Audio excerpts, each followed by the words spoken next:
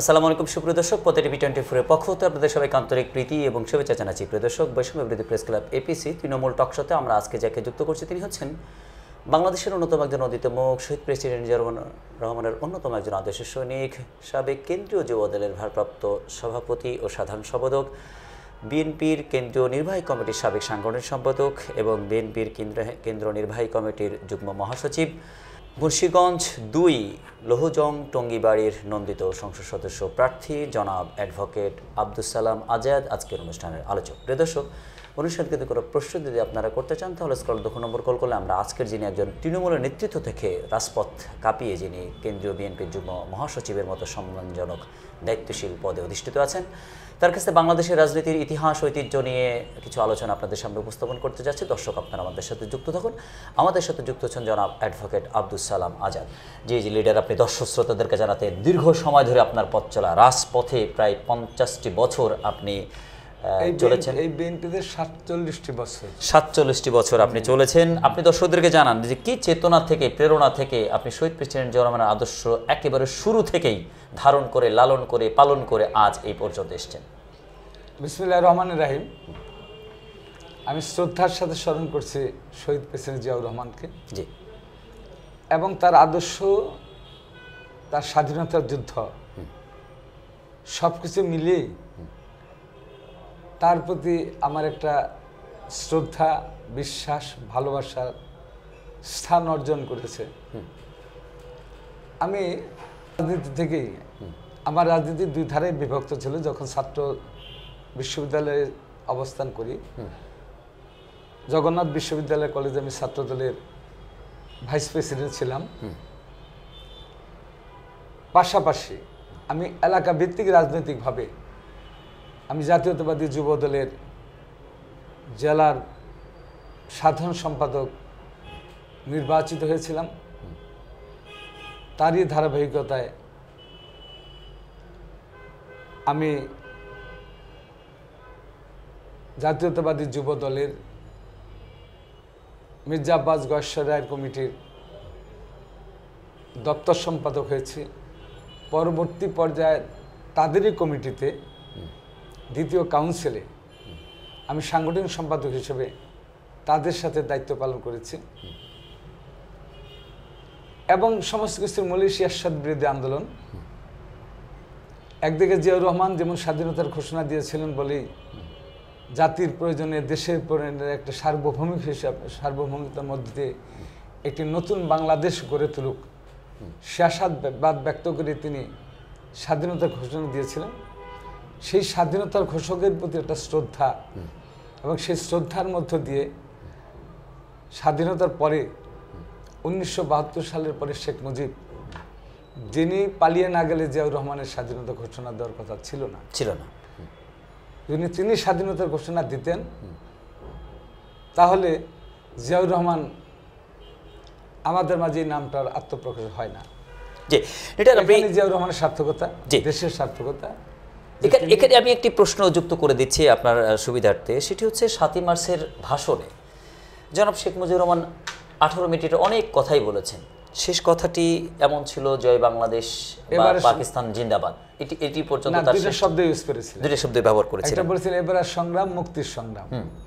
আবার শেষের শব্দটা তিনি পাকিস্তান জিন্দাবাদ বলে তার বক্তব্য শেষ করেছেন। আরো কয়েকদিন চলে গেল, ২৫শে মার্চের কালো রাত্রি পর্যন্ত কোনো মীমাংসা, কোনো সুরাহা হলো না। তিনি তার জায়গায় মানে ব্যাগ অ্যান্ড ব্যাগেজ বেঁধে রাখলেন। পাকিস্তান থেকে এক জাহাজে করে সেনা আনা হলো। এ জাতিকে খামোশ করাতে হবে, এ জাতিকে থামিয়ে দিতে হবে, নিপীড়ন করা হবে, জেনোসাইড করা হবে। এমন অবস্থায় জেনোসাইডের প্রস্তুতি পাকিস্তান থেকে এদেশের জন্য করা হচ্ছে, বা পাকিস্তানিরা আমাদের উপরে জেনোসাইড করবে।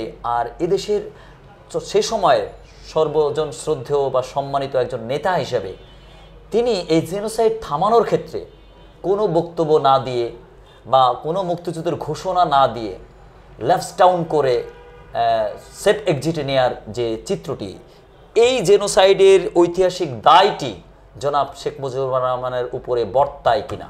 তৎকালীন সময়টা আমার মনে আছে। জি, বিষয়ের কারণে মনে আছে যে আমি যখন স্বাধীনতার ঘোষণা জিয়াউর রহমানের মুখ থেকে শুনেছি, জি, তার পূর্বের কিছু কথা তো আমি জেনেছি, শুনেছি। যে কথা বলেন 7ই মার্চ শেখ মুজিবের বক্তৃতা, পাকিস্তান জিন্দাবাদ, এই শব্দটাই এখানে কন্ট্রাডিক্টরি বিষয়টা, যে ওই শব্দটা বলেছেন এবারের সংগ্রাম স্বাধীনতার সংগ্রাম, এবারের সংগ্রাম মুক্তির সংগ্রাম। এরপরে যখন তিনি স্বাধীনতা বা পাকিস্তান জিন্দাবাদ বললেন, এটাই একটা ষড়যন্ত্র ছিল যে ভিতরে একটা কন্ট্রাডিক্টরি একটা বিষয় আছে। এবং তিনি কিন্তু মূলত চাইতেন অখণ্ড পাকিস্তান, অখণ্ড পাকিস্তান চাইতেন বলেই তিনি সেই 71-এ যে জেনোসাইড ঘটনা ঘটে গেল, আমাদের সেই বিডিআরের পিলখানা হত্যাকাণ্ড, বিডিআরের পিলখানা হত্যাকাণ্ড, রাজারবাগ পুলিশের হত্যাকাণ্ড, সেই নীলফামারী সৈয়দপুর থেকে বিভিন্ন জায়গায়, চিটাগাং বিভিন্ন জায়গায় যে হত্যা, প্রায় 25,000 মানুষকে হত্যা করেছে, ঠিক সেই মুহূর্তে এগুলো উনি জানতেন কিছুটা ঘটনা ঘটবে, এবং জানতেন বলে কিছুটা ঘটনা ঘটবে বলেই তিনি সেই দিন সেই রাজনীতিবিদরা কিন্তু অনেক কৌশলী তারা ব্যবহার করে থাকেন, অবশ্যই কৌশল করে থাকেন। তিনি অতি কৌশলে জাতিকে বুঝতে না দিয়ে তিনি আত্মসমর্পণ শব্দটা আসে নাই, অর্থাৎ ভাবটা এমন বুঝাইছে যে পুলিশই আমাকে ধরে নিয়ে গেল। তার আগে কিন্তু আপনার এই ইসের তাজউদ্দিনের মেয়ে কিন্তু একটা কথা বলেছে, এটা পারিবারিক কথা, যে তাজউদ্দিন তার কাছে গিয়েছিলেন যে বঙ্গবন্ধু দেশের অবস্থা খুব একটা ভালো না, কোনো একটা ঘটনা ঘটে যাবে, তাই আপনি মুক্তিযুদ্ধের ঘোষণাটা আনুষ্ঠানিক আমার এই ট্যাপ রেকর্ডার দিয়ে যান। তখন তিনি সেই ইসেকে বলছিলেন, যে তাজউদ্দিনকে বলেছিলেন যে নাকে তেল দিয়া ঘুমা, আমার দ্বারা রাষ্ট্রবিরোধী কাজটা হতে পারে না। এই যে বিষয়টা, তাতেই বোঝা যায় যে শেখ মুজিব বাংলাদেশের স্বাধীনতার পক্ষে ছিলেন না। জেনোসাইড চলছে, জেনোসাইডের প্রস্তুতি হচ্ছে, জনাব শেখ মুজিবুর রহমান সেটি জানেন। তার থেকে স্বাধীনতা ঘোষণা চাওয়ার কারণে তিনি নাকে তেল দিয়ে ঘুমাতে বলছেন তার কর্মীকে বা তার নেতাকে, তার মানে তিনিও নাকে তেল দিয়ে ঘুমাবেন। অর্থাৎ দেশের মানুষ হত্যা হবে, দেশের মানুষের উপর লুণ্ঠন হবে, আর দেশের প্রধান নেতা তিনি নাকে তেল দিয়ে ঘুমাবেন। এখানেই তার দেশপ্রেমিকতার পরিচয়টি আসল না নকল সেটি প্রমাণ হয়ে যায় কিনা? এটাই প্রমাণ হয়েছে, এইটা প্রমাণ হয়েছে বলেই জিয়াউর রহমান স্বাধীনতার ঘোষণা দিয়েছেন, যে না সে জাতির সাথে দেশের সাথে বেইমানি করছেন। তৎকালীন সময় পূর্ব পাকিস্তানের জনগণ স্বাধীনতার জন্য তারা 69-এর গণ আন্দোলন করে আইয়ুব খানের পতন ঘটিয়েছিলেন, এবং সেই 69 থেকে শুরু করে 69-এর পরে কিন্তু মাওলানা ভাসানী একটা কথা বলেছিলেন, যখন 70-এর নির্বাচনে মাওলানা ভাসানী বলেছেন, মুজিব ভোটের বাক্সে লাথি মারো, স্বাধীন বাংলা কায়েম করো। কিন্তু মুজিব যদি স্বাধীন বাংলা কায়েমের জায়গায় থাকতেন, তাহলে ভোটের বাক্সে লাথি মেরেই তিনি আন্দোলন সংগ্রামে নেমে যেতেন, কিন্তু সেখানে তিনি থাকেন নাই।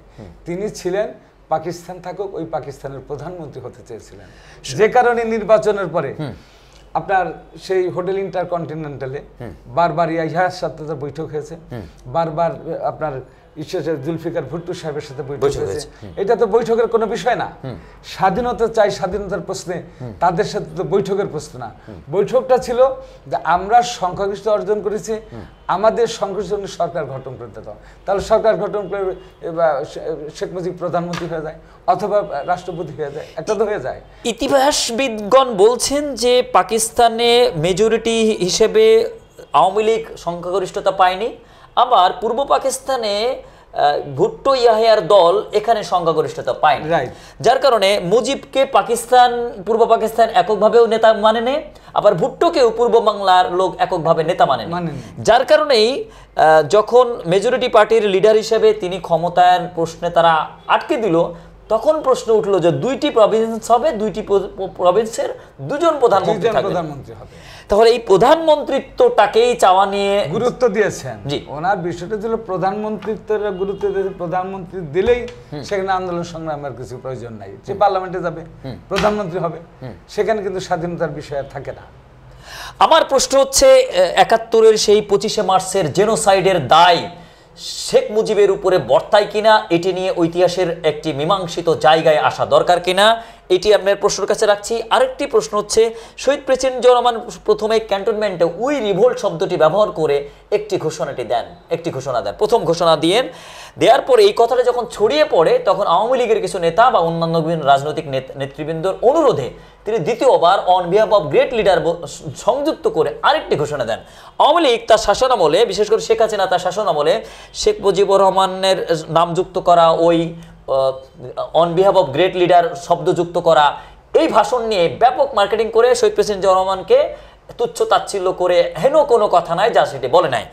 সেনাবাহিনীর এখনো অনেক অফিসাররা জীবিত আছেন, কর্নেল অলির মতো বিদগ্ধ জনরা জীবিত আছেন, তারা বলেছেন শহীদ প্রেসিডেন্ট জিয়াউর রহমান প্রথম তিনি জাতির ঘোষণা দিয়েছেন, দ্বিতীয় অংশে 27 তারিখে তিনি অন বিহাফ অফ গ্রেট লিডারটি সংযুক্ত করেছেন।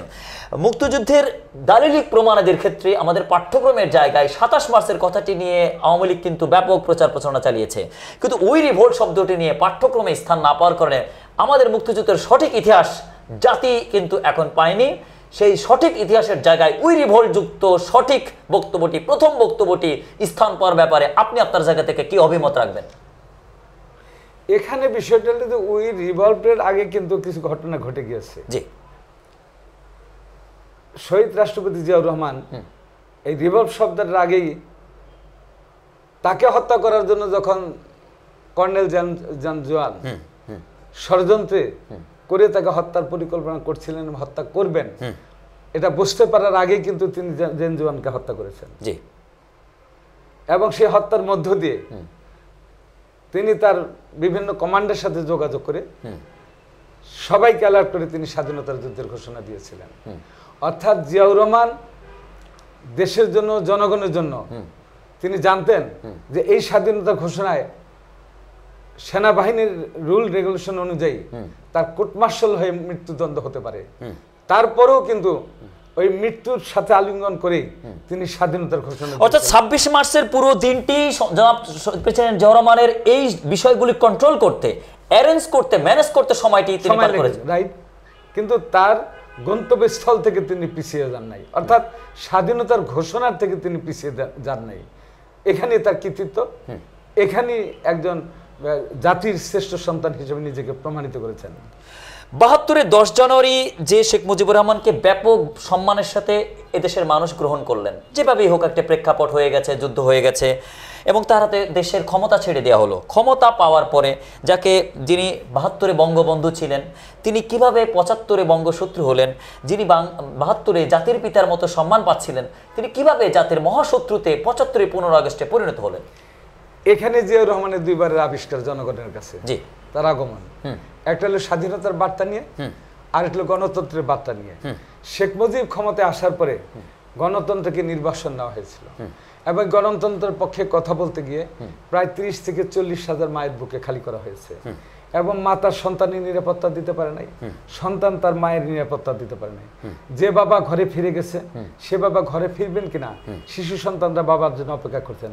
অনেক বাবারা ঘরে ফিরে আসেন নাই, অনেক মায়ের সন্তানরা ঘরে ফিরে আসে নাই। এই রক্ষী বাহিনীর যে তাণ্ডব, সেই রক্ষী বাহিনীর সেই তাণ্ডবের সময় সেনাবাহিনীকে রিজার্ভ পুলিশের ফোর্সের মতন সেখানে তাদেরকে ব্রেকে রাখা হয়েছে। সেখানে সেনাবাহিনীর পরিবর্তে রক্ষী বাহিনী দেয়া, যে এই যে ফ্যাসিস্ট শেখ হাসিনা যেভাবে র্যাব দিয়ে যে তাণ্ডব ঘটনা ঘটিয়েছেন, যেভাবে হত্যালীলা ঘটনা ঘটেছে, যেখানে আয়না ঘর সৃষ্টি করেছিলেন শেখ মুজিব তৎকালীন সময়, এসবি দিয়ে, তার পুলিশ বাহিনী দিয়ে, তার রক্ষী বাহিনী দিয়ে, হ্যাঁ, আয়না ঘরের মতন তৎকালীন সময়ে কিন্তু তারা এইভাবে হত্যা, নির্যাতন, খুন, গুম করেছেন। অনেক মানুষের ট্রেস পাওয়া যায় নাই।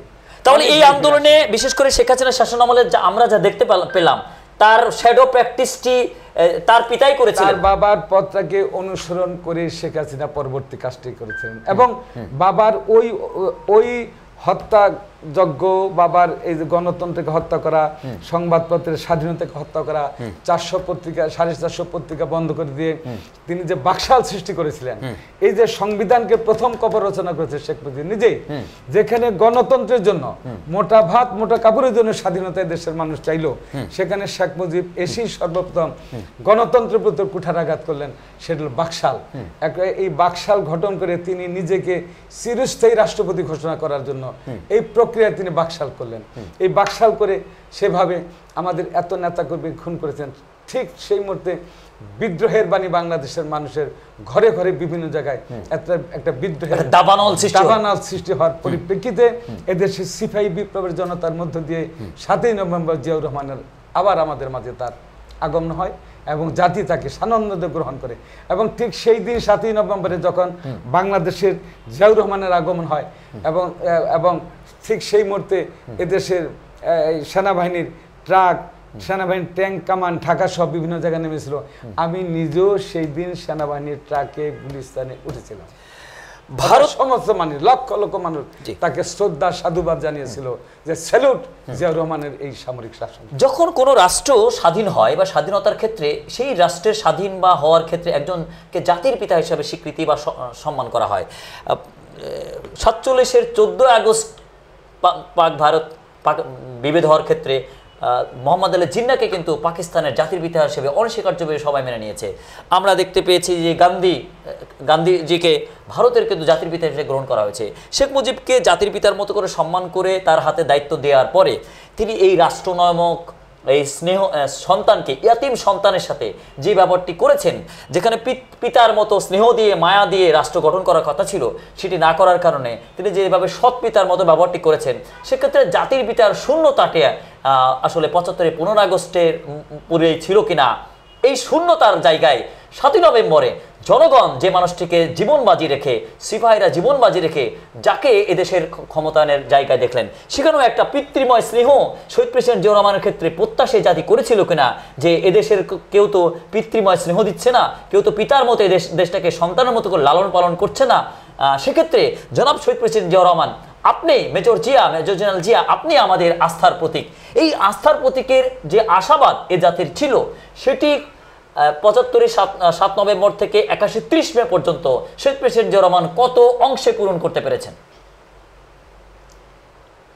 শহীদ প্রেসিডেন্ট জিয়াউর রহমান যেটা করেছিলেন সেটা হলো গণতন্ত্রের প্রশ্নে, দেশের প্রশ্নে শেখ মুজিবের অপোজিট কাজটা করেছেন।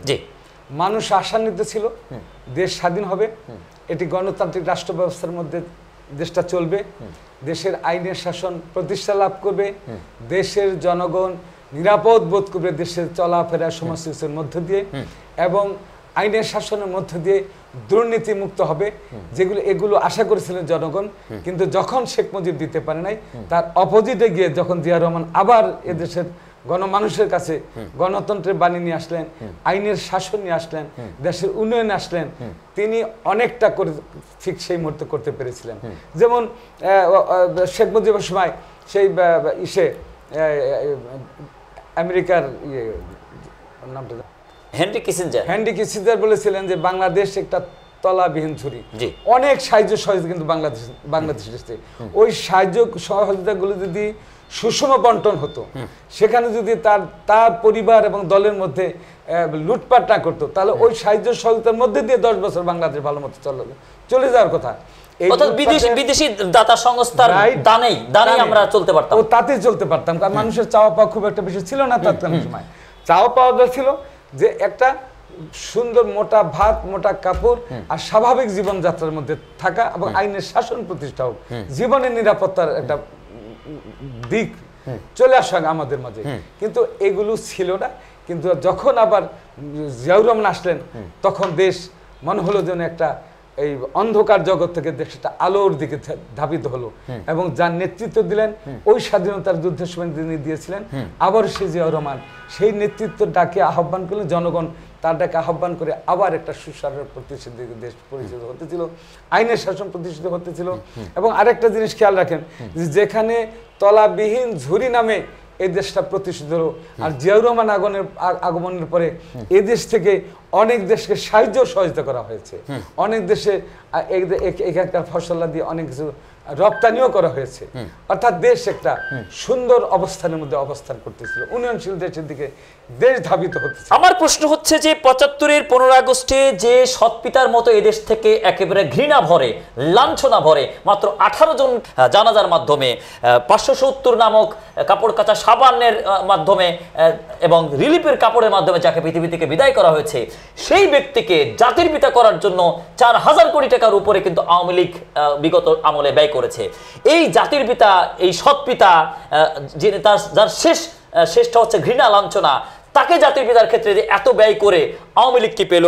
আর ৭৫-এর ৭ নভেম্বর থেকে ৮১-এর ৩০ মে পর্যন্ত এই জাতি যাকে পিতৃময় স্নেহময় হিসাবে পেল, যাকে পিতার মতো শ্রদ্ধা করে দেখলো, যিনি আপন সন্তানের মতো এদেশের মানুষকে ভালোবাসা দিলেন এবং পিতার চাইতে বেশি শ্রদ্ধা ভালোবাসায় অস্ত্র সজল হিসাবে ক্রন্দনরত অবস্থায় লক্ষ লক্ষ মানুষ যাকে পৃথিবী থেকে বিদায় করলো, তাকে জাতির পিতার জায়গায় সম্মান দেওয়াটা জাতি কবে দিবে, কবে এটা নিয়ে ভাববে জাতি?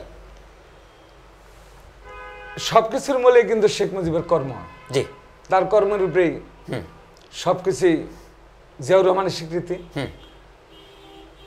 যদি আমি কথাটা আপনাকে আগে বলেছি, একটা দেশ চালানোর জন্য যেমন নেতৃত্বের প্রয়োজন ছিল, সেখানে ব্যর্থ হয়েছে মুজিব, এবং নেতৃত্ব প্রয়োজনের জন্য, একটা সফল নেতৃত্ব প্রয়োজনের জন্য যাহা করা প্রয়োজন সেখানে সফল হয়েছে জিয়াউর রহমান। আজকে যে কথাটা বললেন আপনি, এটা কথা বলেছেন, আপনি অনেকগুলো কথাই বলেছেন। জি, তো জাতির পিতার জায়গাটি আসলে কবে আলোর মুখ দেবে? আমরা দেখতে পাই যে পলাশীর আমল কাননে যখন ঘটনাটি ঘটে, তখন ৪০ বছর পর্যন্ত একটা মিথ্যা ইতিহাস ছিল যে সিরাজউদ্দৌলা ছিলেন জাতির বেঈমান, কিন্তু ৪০ বছর পরে আসল সত্য আসলো যে মীর জাফর ছিলেন জাতির বেঈমান, জাতির বিশ্বাসঘাতক, আর সিরাজউদ্দৌলা জাতির বীর নায়ক। তো সেক্ষেত্রে স্বাধীনতার ৫৪, বিশেষ করে এই যে ৪০ বছর পার হয়ে গেছে, শেখ মুজিবুর রহমান হত্যার প্রায় ৫০ বছর পার হয়ে গেছে, কবে নাগাদ এই জাতির পিতার জায়গাটি আসলে মীমাংসিত সত্য হবে? অন্তর্বর্তীকালীন সরকারের প্রধান উপদেষ্টা ডক্টর মোহাম্মদ ইউনূস, তিনি মুক্তিযুদ্ধ থেকে শুরু করে সকল ইতিহাস জানেন, তিনি এই বিষয়টি একটি মীমাংসিত জায়গায় নিয়ে যাবেন কিনা? না হলে আবার আওয়ামী লীগ আসলে আবার শেখ মুজিবকে জাতির পিতা করার প্রবণতা, জোর করে এই জাতির পিতা করার যে প্রবণতাটা হবে, এটি আশু নিরসন হওয়া দরকার কিনা?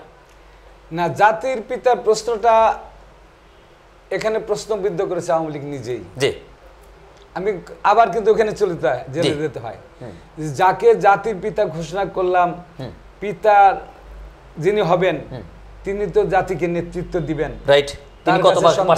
তার কাছে সন্তান নিরাপদ থাকবে, তার কাছে সমাজ নিরাপদ থাকবে, কিন্তু শেখ মুজিবের সময় তো এগুলো ছিল না, সে নিরাপদ দিতে পারে নাই। অর্থাৎ তিনি তার দলের মধ্যে অবস্থান করছেন, তারপরে সে দলটাকে শেষ করে দিয়ে বাকশাল কায়েম করলেন। সবকিছু মিলেই কিন্তু এই জাতির পিতার প্রশ্নবিদ্ধ ওই দলের থেকে, এই জাতির পিতার প্রশ্ন তার কর্মের মধ্য থেকে সর্বশেষ জাতির পিতার শব্দটাকে ভুলণ্ঠিত করে দিলেন, ধুলাই মিশে দিলেন ফ্যাসিস্ট শেখ হাসিনা। কি প্রয়োজন ছিল তার হাজার হাজার মন্দির সৃষ্টি করা? কি প্রয়োজন ছিল জাতীয় ওই কণার গঠন করা? সে দেশ থেকে বাপের সবকিছু, সব জায়গায় বঙ্গবন্ধু, যেখানে সেখানে বঙ্গবন্ধু।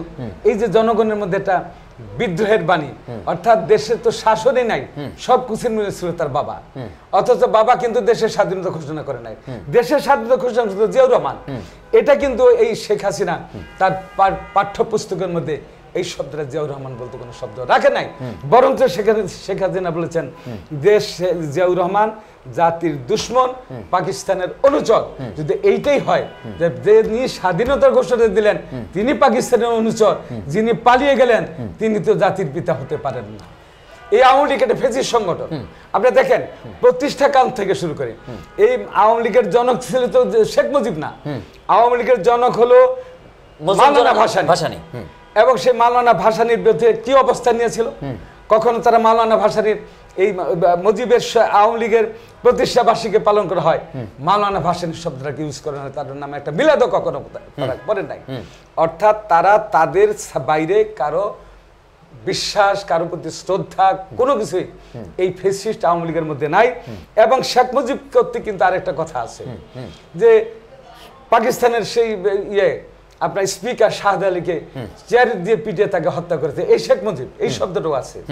তারপরেও কিন্তু জাতি তাকে মেনে নিয়েছিলেন। তার কর্মের কারণে, তার মেয়ের কর্মের কারণে, সবকিছুর মূলেই তার জাতির পিতার ধ্বংসের কারণ তারাই। তাকে যখন জাতির পিতা ঘটনা করে তাকে তখন কেউ কোন শব্দ উচ্চারণ করে না। কিন্তু কথা হচ্ছে 75-এর 15 আগস্টে আমাদের একটা কথা আছে, শেষ ভালো যার সব ভালো তার, শেষ খারাপ যার সব খারাপ তার। তাহলে শেষ খারাপ যার সব খারাপ তার, সেটি যেতে 75-15 আগস্টে প্রমাণিত হয়েছে, প্রমাণিত মীমাংসিত সত্যের জাতির শত্রু, জাতির বঙ্গের শত্রু, সেই মানুষটিকে আবার যখন জাতির পিতা করার প্রবণতা আসে রাষ্ট্রীয়ভাবে, দলীয় দলগতভাবে, সেটি কত বড় আসলে এই জাতির জন্য কষ্টকর, এই দেশের মানুষের জন্য কষ্টকর, সেটির ব্যাপারে অন্তর্বর্তীকালীন সরকারের প্রধান উপদেষ্টাই তিনি এই ব্যাপারে কোনো ভূমিকা রাখবেন কিনা, অন্তত এই ব্যাপারটা নিয়েই একটা মীমাংসিত জায়গায় একটা গণভোটের আয়োজন করে জাতির পিতার ব্যাপারটি একটা মীমাংসিত জায়গায় নিয়ে যাওয়া উচিত বলে মনে করেন কিনা? বিএনপির পক্ষ থেকে আপনারা কি আহ্বান জানাবেন অন্তর্বর্তীকালীন সরকার প্রধান উপদেষ্টার কাছে? এই সরকারের পরিবর্তনের পরে কিন্তু জনগণ একটা বার্তা দিয়েছে। আপনি দেখেন যেখানে যে মূর্তিগুলো ছিল সেই মূর্তিগুলোকে ক্রেন দিয়ে ফাঁসি, একটা ব্যক্তিকে যেমন ফাঁসি দেয় তেমন ক্রেন দিয়ে শেখ মুজিবের মূর্তিগুলোকে ফাঁসির আসামির মতো তাকে টেনে ফেলে দিয়েছে। অর্থাৎ জনগণ প্রত্যাখ্যান করেছে শেখ মুজিব বাংলাদেশের জাতির পিতা না।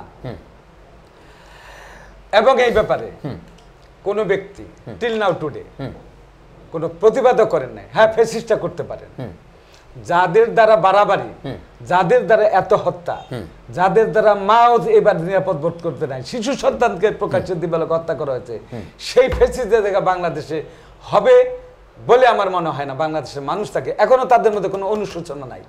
এই ভারতে বসে সাম্প্রদায়িক মোদির দেশে এই শেখ হাসিনা বসে অনেক রকম কথাবার্তা বলছেন, কিন্তু প্রকাশ্যে যে ঘটনা ঘটতো দালিলিক প্রমাণ আপনাদের কিন্তু তারা তো বিএনপির উদারতার দিকে তাকিয়ে আছে। বিএনপি আগামী ত্রয়োদশ সংসদ নির্বাচনে নিরঙ্কুশ ক্ষমতায় আসবে, মাঠের চিত্র বলে দিচ্ছে। সেই চিত্রে তারা তো বারবার চেষ্টা করছে যে বিএনপি যদি ক্ষমতায় আসে আমরা আবার রাজনীতি করতে পারবো। যেহেতু বিএনপি বহুদলীয় গণতন্ত্রের একটি রাজনৈতিক দল, যেহেতু বিএনপি বাক স্বাধীনতা চয়েস করে, যেহেতু বিএনপি সবাইকে স্বাধীনতা দেয়, এই স্বাধীনতায় এই ফ্যাসিজম আবার অনুপ্রবেশ করার জন্য যেভাবে মুখিয়ে আছে, এটিকে বিএনপি আসলে কিভাবে দেখবে? না, এটি বিএনপি ভালো চোখে দেখছেন না, কারণ এই ফ্যাসিজমের বিরুদ্ধে বিএনপি অবস্থান নিয়েছেন। আমাদের প্রায় 5000 নেতাকর্মীকে হত্যা করা হয়েছে এবং এই সরকার এই ফ্যাসিস্ট সরকারের কার্যক্রমকে তারা নিষিদ্ধ করেছে, জনগণ এটাকে অ্যাকসেপ্ট করেছে। সুতরাং এখানে বিএনপির বলার কিছু নাই। এটাই সত্য, বিএনপি একটা উদার গণতান্ত্রিক দল এবং এই উদার গণতান্ত্রিক দল বলেই এই বিএনপি জাতির একটি প্রতিনিধিত্ব করে গণতন্ত্রের প্রশ্নে, প্রতিনিধিত্ব করে আইনের প্রশ্নে, আইনের শাসনের প্রশ্নে, সার্বভৌমত্ব রক্ষার প্রশ্নে। সে কারণে আজকে এই 54 বছর এই বাংলাদেশের মানুষের কাছে একটি অবিসম্বাদী দল হিসাবে, জনপ্রিয় দল হিসাবে প্রতিষ্ঠা লাভ করেছে বলে এত কিছু। বেগম খালেদা জিয়াকে কারাগারে নেওয়া হয়েছে, তারপর আন্দোলন সংগ্রাম বন্ধ করতে পারে নাই। তারেক রহমানকে 17 বছর নির্বাসনে রাখা হয়েছে, তার নেতৃত্বে জাতি ঐক্যবদ্ধ হয়েছে এবং তার নেতৃত্বে জাতি ঐক্যবদ্ধ ছিল। সর্বশেষ কোটা আন্দোলনের মধ্যে দিয়ে ছাত্র জনতা ঐক্যবদ্ধ হওয়ার তারেক রহমানের নির্দেশনায় সর্বশেষ আন্দোলনের মধ্য দিয়ে শেখ হাসিনা পালিয়ে যেতে বাধ্য হয়েছে। সমস্ত কিছু মূল্য ছিল একটা ফ্যাসিজম। আওয়ামী লীগকে সুযোগ দিলে, আওয়ামী লীগকে বিনয় দেখালে সেটি যে কত বড় বিএনপির জন্য ক্ষতিকর, বিএনপির চাইতে আর বুঝবে কে? শহীদ প্রেসিডেন্ট জিয়া রহমান বহুদলীয় গণতন্ত্র প্রতিষ্ঠা করলেন। আওয়ামী লীগকে 1979 সালে দ্বিতীয় জাতীয় সংসদ নির্বাচনে প্রতিনিধিত্ব সুযোগ পর্যন্ত দিলেন। এই সুযোগে শেখ হাসিনা 81-র 17 মে এদেশে আসেন। 81-র 17 মে এদেশে আসার মাত্র 13 দিনের মাথায় এ জাতির সবচেয়ে প্রিয় মানুষটি, এ জাতির সবচেয়ে আবেগ জাগানো মানুষটি, তাকে মাত্র 13 দিনের মাথায় শাহাদত করিয়ে দেওয়া হয়, শাহাদত বরণ করিয়ে দেওয়া হয়। সেক্ষেত্রে এই ইতিহাস থেকে শিক্ষা নিয়ে বিএনপি আগামী দিনের ক্ষমতায় আসার পরে এই ফ্যাসিজমের ব্যাপারে একেবারে চূড়ান্ত একটি সিদ্ধান্ত জাতির কাছে জানাবেন কিনা? ফ্যাসিজমের ব্যাপারে যে বিএনপি আগামী দিনের নির্বাচন আসে তারেক রহমানের নেতৃত্বে, তাহলে আমি আশা করি, আমি তারেক রহমান সম্বন্ধে যতটুকু জানি, এই ফ্যাসিজমের বিষয় নিয়ে সে জিরো টলারেন্স অবস্থান করবেন দেশের পক্ষে, জনগণের পক্ষে, এই জাতির জন্য। মাঠ পর্যায়ে কিন্তু এই গুণগঞ্জটি আছে। আমাদেরকে বলা হয় যে সাংবাদিক সাহেব বিএনপি তো উদার, ইতিপূর্বে আওয়ামী লীগকে জায়গা করে দিয়েছিল, তারেক রহমান আসলে তিনিও যদি আবার আওয়ামী লীগকে রাজনীতি করার সুযোগ দেন, তারা যদি আবার রাজনীতি করতে পারে, তাহলে তো আমরা তো আর বাড়ি ঘর ধরে থাকতে পারবো না, আমাদেরকে তো তারা হত্যা করবে, বেছে বেছে হত্যা করবে। এই জায়গাটা কিন্তু মাস পড়ে। আপনি যেটি বললেন, এটি যদি জনাব তারেক রহমান স্টিল চিন্তা করেন, তাহলে অবশ্যই সুশাসনের জায়গাটি আসবে। জি, 81-র পর থেকে দুই নেত্রীর বাংলাদেশ তৈরি হলো। শেখ হাসিনা, শেখের বেটি, তিনি রাজপথে নামলেন। অপরদিকে ম্যাডাম খালেদা জিয়া তার স্বামীর 19 দফা নিয়ে তিনিও রাজপথে নামলেন। রাজপথ থেকে দুই নেত্রী 45 বছর তারা নেতৃত্ব দিয়েছেন। একজন 5 বারের প্রধানমন্ত্রী হয়েছেন, একজন 3 বারের প্রধানমন্ত্রী হয়েছেন। দুই নেত্রীর কথা, আচার আচরণ, বচন বাচন এ জাতির মুখস্থ। দুই নেত্রীর নেতৃত্ব থেকে, দুই নেত্রীর কথা থেকে, আচার আচরণ থেকে এদেশের বাসীরা আসলে কি শিক্ষা পেয়েছে? এটা ভালো প্রশ্ন করেছেন যে দুই নেত্রীর আচার আচরণের কথাবার্তায় মানুষ কি শিক্ষা অর্জন করেছে। মানুষ শিক্ষা অর্জন করেছে বেগম খালেদা জিয়া থেকে, যে সে কতটুকু বিনয়ী, রাষ্ট্রের প্রতি তার কতটুকু শ্রদ্ধা, এদেশের মানুষের প্রতি কতটুকু ভালোবাসা, এটাই তার প্রমাণ যে আন্দোলন সংগ্রামে খালেদা জিয়াকে ছেড়ে এদেশের মানুষ রাজপথ থেকে যায় নাই এবং শেখ হাসিনা পালিয়ে যেতে বাধ্য হয়েছে। এখানেই জনগণের কাছে আস্থা অর্জন করেছে দুই নেত্রী। একটা হলো তিনি কারামুক্ত হয়ে এদেশের মানুষের চেয়ে মুক্ত বিহঙ্গনে ফিরে আসছেন, আরেকজন এদেশের মানুষ থেকে পালিয়ে যেতে বাধ্য হয়েছে এদেশের মানুষের আন্দোলন সংগ্রামের মধ্য দিয়ে, জাতি ঐক্যবদ্ধতার মধ্য দিয়ে। দুই নেত্রীর নেতৃত্বের, দলীয় নেতৃত্বের ব্যাপার। এক নেত্রী কোনো অবস্থাতেই নেতাকর্মীদেরকে ছেড়ে যাননি এবং নিজের সন্তানকে অ্যাসল্ট করে, সন্তানকে দিয়ে বাধ্য করতে চাওয়ার পরও তাকে নেতাকর্মী বেষ্টিত এই তার ভূখণ্ড থেকে বিদেশে পাঠানো যায়নি, তাকে তার নীতি থেকে সরানো যায়নি।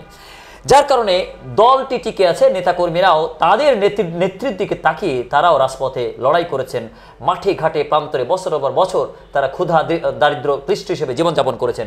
তবুও তারা তাকিয়েছিলেন, আমার নেত্রী যেহেতু আছে, আমার আর ভয় কি। আরেকজন নেত্রী, তিনি নেতাকর্মীদের থেকে যেভাবে পালানোর যে চিত্রগুলি তিনি ইতিপূর্বে রেখেছেন, যারা রাজনীতি করে তারা আসলে এই জায়গাটা কেন চিন্তা করে না? একজন হচ্ছে পালানো নেতার নেতৃত্বে যারা গ্রহণ করে তারা কত বড় হতভাগা, আর একেবারে স্টিল নীতির নেতৃত্বে যারা থাকে তারা আসলে কতটা সুভাগা। এখানে প্রশ্ন যে আদর্শ, দলের আদর্শ থাকে, ব্যক্তির আদর্শ থাকে, এবং দলের আদর্শ বিএনপিতে আছে। শহীদ রাষ্ট্রপতি জিয়াউর রহমান 19 দফা কর্মসূচির মধ্য দিয়ে এই দলটাকে জনগণের কাছে গণতন্ত্রের আমানতকারী হিসেবে একটা প্রতিনিধিত্বকারী দল রেখে গেছেন। দেশের সার্বভৌমত্ব টিকিয়ে রাখার জন্য এই জনগণের মধ্য দিয়ে এই দলটাকে দলের কাছে আমানতকারী হিসেবে রেখে গিয়েছেন। অপরদিকে এই দলের নেতৃত্বে আস্থা এবং শ্রদ্ধা এবং জিয়াউর রহমানের আদর্শ চিন্তা চেতনার মধ্যে দিয়ে খালেদা জিয়া এই দলের নেতৃত্ব নিয়ে শুরু থেকে বলেছিলেন যে স্বৈরাচারী এরশাদ পতন হওয়া পর্যন্ত আমি বেগম খালেদা জিয়া রাজপথ থাকবো না। তখনও কিন্তু এই শেখ হাসিনা চট্টগ্রামে যে কথাটা বলেছিলেন, এখানে এসে ঢাকায় এসে তার বিপরীত কথা বলে তিনি শেখ হাসিনার সাথে নির্বাচনে অংশগ্রহণ করার জন্য, টিকিয়ে রাখার জন্য, এরশাদকে দীর্ঘজীবী করে রাখার জন্য, এরশাদের স্বৈর শাসনকে দীর্ঘজীবী করার জন্য তিনি বারবার তার নির্বাচনে অংশগ্রহণ করতে চেয়েছিলেন। এখানে শেখ হাসিনা এবং খালেদা জিয়ার সাথে পার্থক্য একটা আদর্শ লড়াই, জাতির জন্য লড়াই, দেশের জন্য লড়াই। আরেক নেত্রী দলের জন্য তার ব্যক্তির স্বার্থ, আরেক স্বৈরাচারকে টিকে রাখার লড়াই। এটা জনগণ বুঝতে পেরেছে বলে বেগম খালেদা জিয়ার থেকে জনগণ মুখ ফিরিয়ে নাই, যার প্রমাণ তিনি সর্বশেষ এখনো আমাদের মাঝে ফিরে আসছেন এবং আগামী দিনে যদি তিনি সুস্থ হন, তার নেতৃত্বে, তারেক রহমানের নেতৃত্বে দেশে একটি আদর্শ রাষ্ট্র পরিণত হবে। গণতন্ত্রের জন্য যারা লড়াই করেছেন, পিস ফর ডেমোক্রেসির জন্য যাদের পথ চলা রয়েছে, তাদের বিশ্বের অনেক ব্যক্তিকে কিন্তু নন্দিত করা হয়েছে, নোবেল লরিয়েট করা হয়েছে। আমরা ইথিওপিয়ার প্রধানমন্ত্রীকে বিগত 4 বছর আগে দেখেছি, তাকে কিন্তু নোবেল লরিয়েট করা হয়েছে। বিগত 30 বছর আগে একজন নারী নেত্রী অং সান সু চি, তিনি সামরিক জান্তার বিরুদ্ধে আপোষহীন লড়াই সংগ্রামের থাকার কারণে, ডেমোক্রেসির জন্য লড়াই করার কারণে তাকে কিন্তু নোবেল লরিয়েট করা হয়েছে।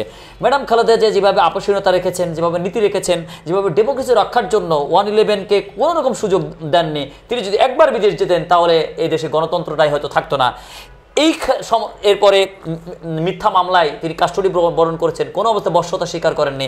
ডেমোক্রেসি রক্ষার জন্য, নিজের দলকে রক্ষা করার জন্য যেভাবে নীতি রেখেছেন, যেভাবে কথাবার্তা শিষ্টাচার দিয়ে রাজনীতিতে একটি মূর্ত প্রতীক হিসেবে সম্মানের একটি চূড়ান্ত রাজমুকুট যার মাথায়, তিনি নোবেল লরিয়েট হিসাবে বিশ্বের কাছে কতটা আলোচিত হচ্ছেন, কতটা বিবেচিত হচ্ছেন, বিশ্ব মডেলেরা ম্যাডাম খালেদা জিয়ার এই অনবদ্য অবদানকে স্বীকৃতি স্বরূপ কি মর্যাদায় অধিষ্ঠিত করবে বলে আপনি মনে করেন? এদেশে বেগম খালেদা জিয়া শুরু থেকে শেষ পর্যন্ত তার নেতৃত্বে শীর্ষস্থানীয় এবং ভালোবাসার বন্ধন আবদ্ধ আছেন, জি, যার প্রমাণ তিনি এখন অসুস্থ অবস্থায় তিনি তার নিজ গৃহে অবস্থান করছেন। এখানে বিভিন্ন দেশের তিনি এখন কিন্তু রাষ্ট্রের কিছু না, এখন রাষ্ট্রের একজন বিরোধী দলের নেত্রী। এখন আমরা বিরোধী দলীয় অবস্থান করছি, বিরোধী দলের নেত্রী হিসাবে তিনি সে অবস্থানে আছেন। কিন্তু বিভিন্ন দেশের রাষ্ট্রপ্রধানরা তাকে যেভাবে বরণ করছেন, তাকে যেভাবে সম্মানিত করে তার সাথে সাক্ষাৎ করছেন, এতে আশা করব যে আমার জীবদ্দশা আমি বিভিন্ন দেশে যে প্রশ্নটা আমরা লক্ষ্য করেছি, অনেক জায়গায় শান্তিতে নোবেল পুরস্কার দেয়, অনেক জায়গায় গণতন্ত্রের প্রশ্নে নোবেল পুরস্কার দেয়, অনেক জায়গায় জনপ্রতিনিধিত্ব এবং জনগণের নেতা নেত্রীর প্রতি বিশ্বস্ত আস্থার দেখে তাকেও নোবেল দেওয়া হয়। আমি আশা রাখবো বা আমি আশা করি যে এবার আগামীতে যে নোবেল কমিটিতে যারা আছেন এবং থাকবেন এবং দেশের প্রতি জাতির প্রতি, আমি দুনিয়ার মানুষ এই লক্ষ্য করেছে যে বাংলাদেশে যে দেশনেত্রী বেগম খালেদা জিয়া মৃত্যুর আগ পর্যন্ত অবিসম্বাদিত নেত্রী হিসেবে থাকবেন, যার মধ্যে আদর্শ, যার মধ্যে দেশপ্রেম, যার মধ্যে মানবপ্রেম, যার মধ্যে ধর্মপ্রেম, যার মধ্যে মৌলিক সমস্ত কিছু বিদ্যমান। সেখানে আগামীতে হয়তো বা ইনশাল্লাহ তাকে নোবেল পুরস্কার দিয়ে আমাদের জাতিকে সম্মানিত করতে পারেন। দুই নেত্রীর দুই পুত্র রয়েছেন, দুই পুত্রের নাম এদেশের মানুষ সবাই জানেন, দুই পুত্রের আচার আচরণ কথাবার্তাও সমধিক সবাই পরিচিত। 2000 সালের পর থেকে জনাব তারেক রহমান যখন মাঠে নামেন তখন তার প্রতি এদেশের মানুষের বা তৃণমূলের সাথে তার এই সম্পর্কগুলি রাজপথে একটা নতুন আবহ সৃষ্টি করে। তখন বিপরীত শিবিরে, আওয়ামী লীগ শিবিরে ব্যাপক কাঁপন ধরে। জয়ের ভবিষ্যৎ ঠিক করার জন্য শেখ হাসিনা 111-এর মাধ্যম দিয়ে তারেক রহমানকে শারীরিকভাবে অ্যাসল্ট করিয়ে জোর করে মুসলেকা আদায় করিয়ে বিদেশে নির্বাসনে পাঠিয়ে তাকে রাজনীতি না করার জন্য ভয়ভীতি দেখিয়ে তাকে খামোশ করতে চেয়েছিলেন। বিপরীতে তার ছেলে সজীব জয়কে রংপুর জেলার পীরগঞ্জ থানা কমিটিতে 1 নম্বর সদস্য করে, রংপুর জেলা কমিটিতে 1 নম্বর সদস্য দিয়ে তাকে রাজনীতিতে পুনর্বাসন করার জন্য প্রচেষ্টারত থেকেছেন। তার মা তার সন্তানকে প্রতিষ্ঠা করার জন্য বিপরীত আরেকজন প্রধানমন্ত্রীর পুত্রকে নাজেহাল করে, ক্ষতিগ্রস্ত করে নিজের সন্তানকে ডেভেলপ করার যে ষড়যন্ত্র করলেন, সেটি আসলে কত ভাগ বুমেরাং হলো? সজীব জয় এবং তারেক রহমান, এই যে দুই নামটি, এই দুই ব্যক্তির ব্যাপারে এদেশবাসী, বিশ্ববাসী আসলে কেমন জানে? এখানে একটা কথা আমি বলি, এটা প্রায় মাঝে মাঝে বক্তব্য বলি, যে বাংলাদেশে দুইটা পরিবার আবির্ভূত হয়েছে, একটা আশীর্বাদ স্বরূপ আর একটা অভিশাপ স্বরূপ। সেই আশীর্বাদ স্বরূপ যিনি মুক্তিযুদ্ধের ঘোষণা দিলেন তার দেওয়ার কথা ছিল না। তিনি মুক্তিযুদ্ধ ঘোষণা দিয়ে তার সেই কলকাতার কোনো হোটেলে থাকার কথা ছিল না। তিনি মুক্তিযুদ্ধ ঘোষণা দিয়ে সশস্ত্র আন্দোলনের অস্ত্র দিয়ে যিনি নিজে মাঠে নেমে 9 মাস আন্দোলন সংগ্রাম করে বাংলাদেশের প্রথম তার নেতৃত্বে সিলেট সেক্টর আমাদের স্বাধীন বাংলাদেশের পতাকা ওড়ে, এবং তিনি তো একজন উত্তম ব্যক্তি, উত্তম নেতৃত্বকারী, এবং সেই নেতার নেত্রী তার ধারাবাহিকতায় আজকে দেশে যে কথা বলছিলেন পারিবারিক তন্ত্র, সেই পারিবারিক তন্ত্রের মধ্যে সেই জিয়াউর রহমানের সে তৎকালীন 9 বছরের তার কৃতিত্ব, তার সফলতা জাতি জেনেছে, মনে রেখেছে। কার নেতৃত্বে, কার ঘোষণায় আমরা স্বাধীনতার যুদ্ধে অংশগ্রহণ করেছি, কার নেতৃত্বে, কার ডাকে আমরা 30 লক্ষ মানুষ শাহাদাত হয়েছে, তারপরেও কিন্তু মুক্তিযুদ্ধের থেকে কেউ ফিরে আসে নাই। দেশ জয় করেছে, দেশের স্বাধীনতার পতাকা, দেশের স্বাধীন বাংলাদেশের পতাকা উঠিয়েছিলেন সর্বপ্রথম জিয়াউর রহমান, যিনি সর্বপ্রথম স্বাধীনতার ঘোষণা দিয়েছিলেন এবং যিনি সর্বপ্রথম সিলেট সেক্টরকে উদ্ধার করেছেন, তিনি ঘোষণা দিয়েছেন। এবং তারই পরিবার থেকে আবার যখন দেশ বিপদগামী হয়ে যায়, সরাসরি এরশাদ যখন আবার গণতন্ত্রকে ধ্বংস করে দিয়ে একদলীয় শাসন ব্যবস্থা, স্বৈরতন্ত্র চালু করেছেন, ওই পরিবার থেকে, যে পরিবার স্বাধীনতার ঘোষণা দিয়েছিলেন, ওই পরিবার থেকে পরিবারের অভিভাবক তিনি বেগম খালেদা জিয়া আবার দেশের মানুষের জন্য, মানুষের কল্যাণের জন্য, দেশের স্বাধীনতার জন্য, দেশের সার্বভৌমত্বের জন্য তিনি আবার মাঠে নেমে বলেন, বিধবা বয়সে, অল্প বয়সে মাঠে নেমে বলেন, আমি বেগম খালেদা জিয়া শহীদ রাষ্ট্রপতি জিয়াউর রহমানের পক্ষ থেকে অভিভাবকত্ব নিয়ে আমি এই দলের হাল গ্রহণ করলাম। গণতন্ত্র প্রতিষ্ঠা না পর্যন্ত, এদেশের আইনের শাসন না আসা পর্যন্ত, এদেশের মানুষের জীবনে নিরাপত্তা না আসা পর্যন্ত আমি বেগম খালেদা জিয়ার রাস্তায় থাকবো সর্বশেষ এবং গণতন্ত্র প্রতিষ্ঠা করব। তার নেতৃত্বে গণতন্ত্র প্রতিষ্ঠা হয়েছে।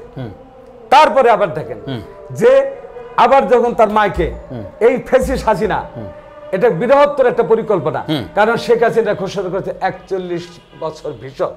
এই 41 বছর ভীষণ থাকলে বাংলাদেশ থাকে না।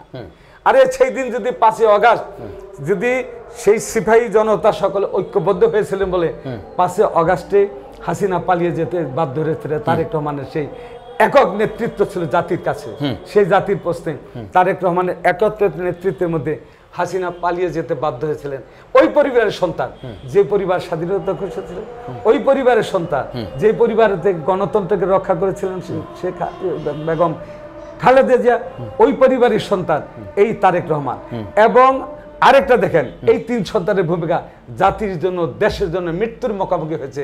কেউ মৃত্যুর ঘরে চলে গিয়েছেন দেশি বিদেশি ষড়যন্ত্রের মধ্যে দিয়ে। জিয়াউর রহমান আমাদের মাঝ থেকে চলে গেছেন। আমি কিন্তু সেই তার জানাজায় অংশগ্রহণকারী একজন সন্তান।